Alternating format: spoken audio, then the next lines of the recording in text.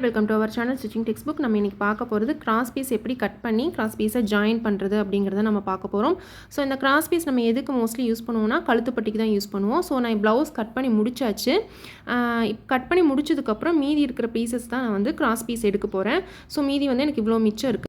இதில் எப்படி மார்க்கிங் போடுறதுன்னு பார்க்கலாங்க. ஸோ கழுத்துங்கிறது வந்து ரவுண்ட் ஷேப் தான் நம்ம போடுவோம். மேக்ஸிமம் ரவுண்டு எப்படி வேணாலும் இருக்கலாம்.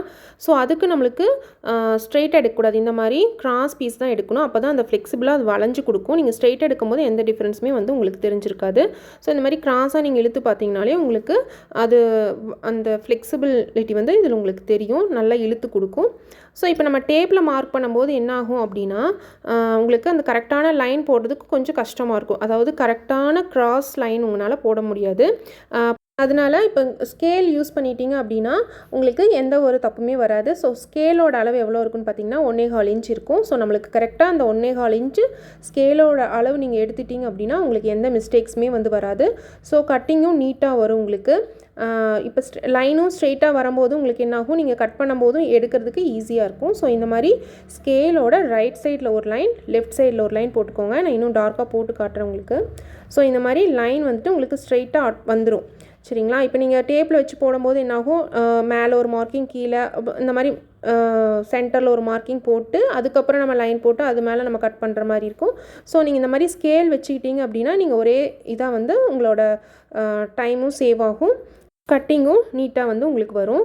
ஸோ இந்த மாதிரி உங்களுக்கு எவ்வளோ கிராஸ் பீஸ் தேவையோ அந்தளவுக்கு ஒரு 4-5 லைன்ஸ் போட்டுட்டு அதுக்கப்புறம் கட் பண்ணிக்கோங்க.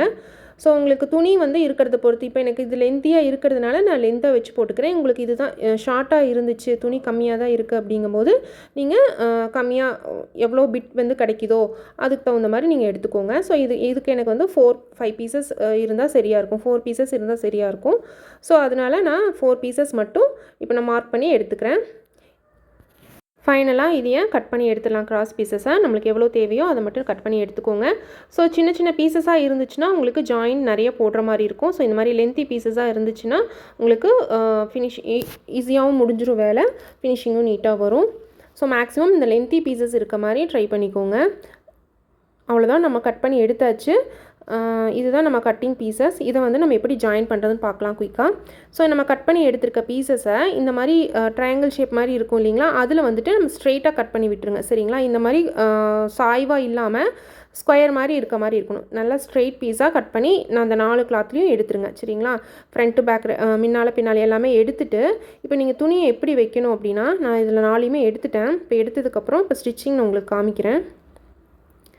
இப்போது ரைட் சைடு வந்து மேலே வச்சுக்கோங்க. இப்போ இந்த நான் ரைட் சைடு வச்சுருக்கேன் இல்லைங்களா, இதுக்கு மேலே நான் இப்போ இதை எப்படி வைக்கிறேன்னா, இது நல்ல பக்கம். சரிங்களா? அந்த நல்ல பக்கத்தை அந்த நல்ல பக்கம் மேலே வைக்கிறேன். ரைட் சைடு மேலே ரைட் சைடு நான் வைக்கிறேன். எப்படி வைக்கிறேன் பாருங்கள், இந்த பா மாதிரி நான் வைக்கிறேன் உங்களுக்கு. சரிங்களா?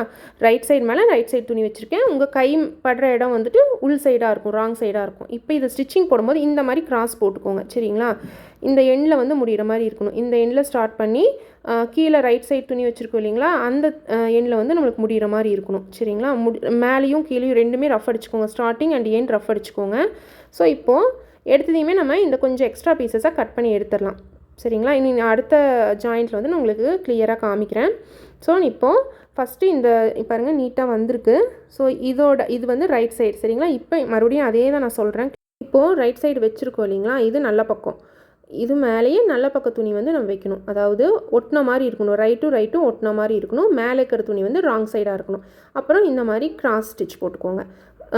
கிராஸ் ஸ்டிச்சோட ஸ்டார்டிங் அண்ட் எண்ட் ரஃப் அடிக்கணும். Second point.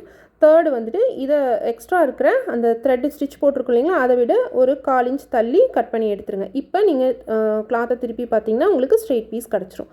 இவ்வளோ தான். சரிங்களா? இதுதான் வந்து நீட் ஃபினிஷிங் உங்களுக்கு தரும். ஸோ இதே மெத்தட் வந்து நீங்கள் ஃபாலோ பண்ணுங்கள். ரைட் சைடு மேலே ரைட் சைடு துணி வச்சுருக்கணும், அது மட்டும் ஞாபகம் வச்சுக்கோங்க. ஸோ கிராஸ் பீஸ் எல்லாமே இப்படி தான் ஜாயின் பண்ணணும். ஸோ நம்மளுக்கு ஸ்ட்ரெயிட் பீஸ் கிடச்சிருச்சு. சரிங்களா? இவ்வளோ தான் கிராஸ் பீஸ் நம்மளுக்கு வந்து ரொம்ப ஈஸியாக வேலை முடிஞ்சிருச்சு. இந்த வீடியோ கண்டிப்பாக உங்களுக்கு யூஸ்ஃபுல்லாக இருந்திருக்கும்னு நினைக்கிறேன். நான் சொன்ன சின்ன சின்ன டிப்ஸு உங்களுக்கு பிடிச்சிருந்துச்சு அப்படின்னா கண்டிப்பாக நம்ம சேனலுக்கு சப்ஸ்கிரைப் பண்ணுங்கள். தேங்க்ஸ் ஃபார் வாட்சிங்.